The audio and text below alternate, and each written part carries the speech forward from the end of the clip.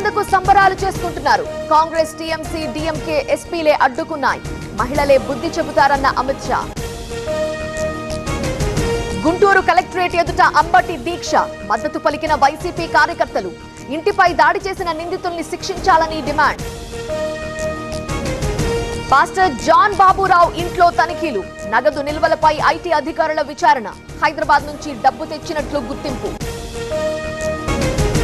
Asia కుబేరుడు అదానీ అంబానీని వెనక్కి నెట్టి ముందుకు. యుద్ధంతో ముఖేష్ సంపదకు కోత. ఇవాళ నిడదవోలులో చంద్రబాబు టూర్. మాలకోడు చెరువు అభివృద్ధికి శంకుస్థాపన.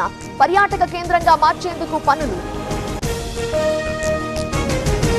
ఎకరానికి 40,000 చొప్పున 10 ఏళ్ల పాటు కౌలు. కుటుంబానికి 1,50,000 వరకు రుణమాఫీ. అమరావతి 2వ విడత రైతులపై సీఎం వరాలు. కాళేశ్వరం మరమ్మతులపై కీలక నిర్ణయం. మేడిగడ్డ, సుందిళ్ల, అన్నారం పునరుద్ధరణకు కమిటీ. పరిచిత్ మెహ్రా ఆధ్వర్యంలో ఏర్పాటు. హైదరాబాద్ లో తగలబడిన ట్రావెల్స్ బస్. ప్రయాణికులకు తప్పిన పెను ప్రమాదం. డ్రైవర్ అప్రమత్తతతో అందరూ సేఫ్. మణిపూర్ లో మళ్లీ ఉద్రిక్తతలు. సీఎం నివాసం, లోక్ భవన్ దగ్గర నిరసనలు. చిన్నారుల మృతిపై చర్యలకు డిమాండ్.